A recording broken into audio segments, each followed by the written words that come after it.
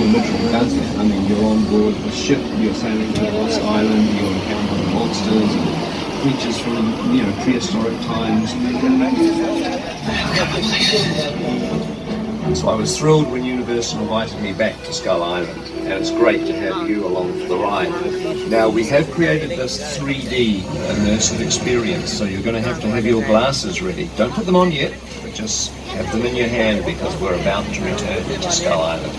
As we make our way to the home of King Kong, please remain seated and secure any items that you want secure.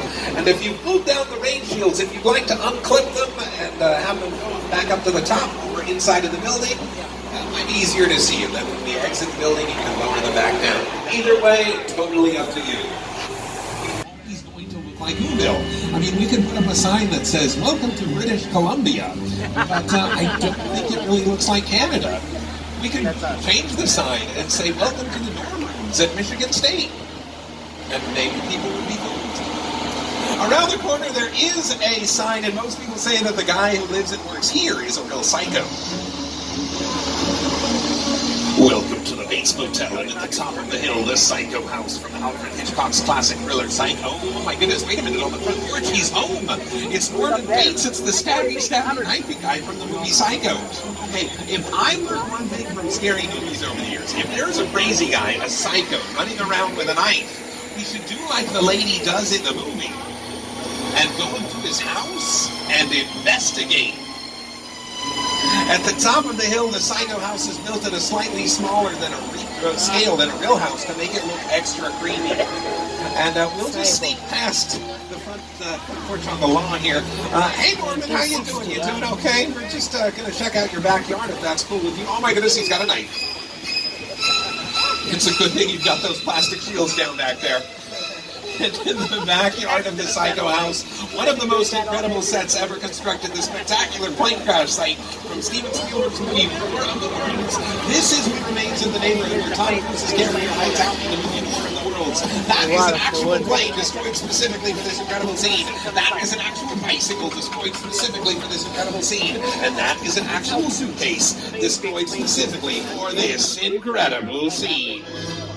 They're too expensive to fly, so the airplane crash site set is a perfect example of a set that is all designed around a vision that Steven had.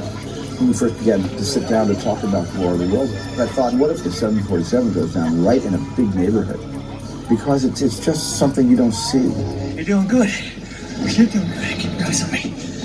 Listen, I want you to close your eyes, okay? Now I'm closed.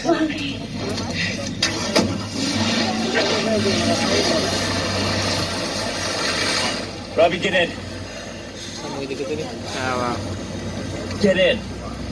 Originally built for War of the Worlds, this set later appeared in Nicki Minaj's music video Fly, and on the television show Angie Tribeca.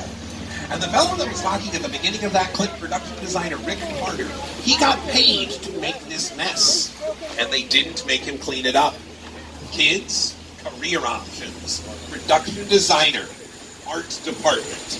It's what you want to be when you grow up. Now, some people think we should get all that garbage out of sight, and those people like to sing this song.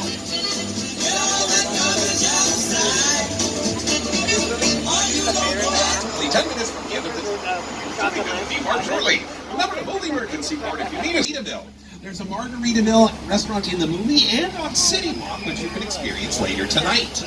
Now, you probably won't be attacked by dinosaurs if you eat there, and there are no dinosaurs in the cages, which makes me feel safe. That's a safe.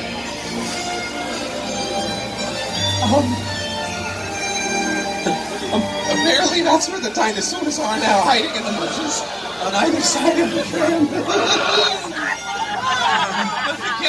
Dinosaurs.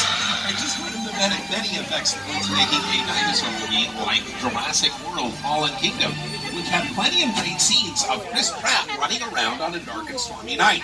Those scenes would be much less intense if they took place on a bright, sunshiny day. Kind of like today. This day is much more intense without birds and butterflies flying around. Now, here to tell us what kind of weather we can expect for the rest of the day today on the tour is the Today Show's Al Roker. Hi, everybody. Here's today's forecast. It's a little bit different than Real Thunder you may have heard last night. So we're going to play a little bit of a game here. We've got the real rain going on, but we can add movie rain. So the challenge is, can you tell which is the real rain and which is the movie rain? If you said the movie rain is coming from those overhead sprinklers, you're right. Those sprinklers can be out of view of the camera and shoot the water straight out so the water falls down naturally like real rain. Lightning is coming from lights out of view of the camera, and the thunder is a pre-recorded sound effect we would add in after we film the scenes. Now these raindrops, you can actually tell the movie raindrops as well because they're larger than the misty kind of raindrops that are actually falling from the sky. Makes it easier for us to see the movie rain. Also, we can shine lights on it to create reflection and shadow, but it looks like there was enough rain to cause a flash flood. He was right. Look out!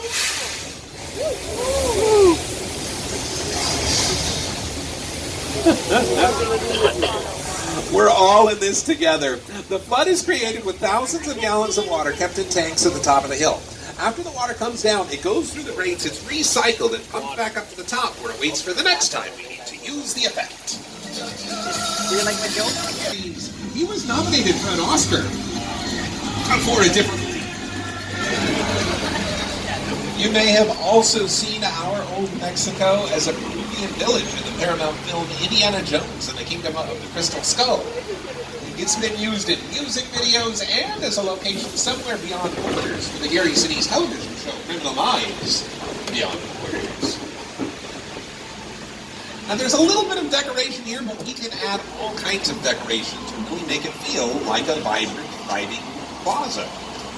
And just north of Our Old Mexico is the Old West, the streets of our Six Points, Texas, some of the oldest sets still here on the lot. Used in the silent days of filmmaking about 100 years ago, these streets have also appeared in more recent films. Disney rented this area out to portray Western Australia for their film Saving Mr. Banks.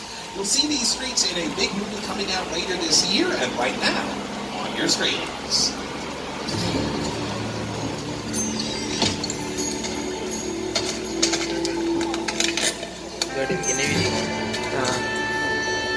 This town ain't big enough for the both of us, Jimmy Fallon. Well, I ain't going anywhere, Jimmy Fallon.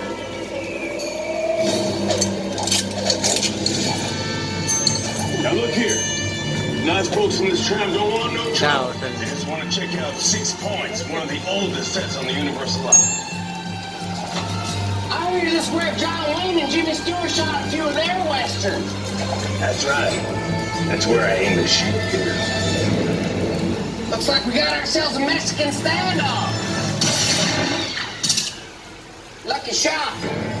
Now what say you mount up and get out of town while the getting's good? All right.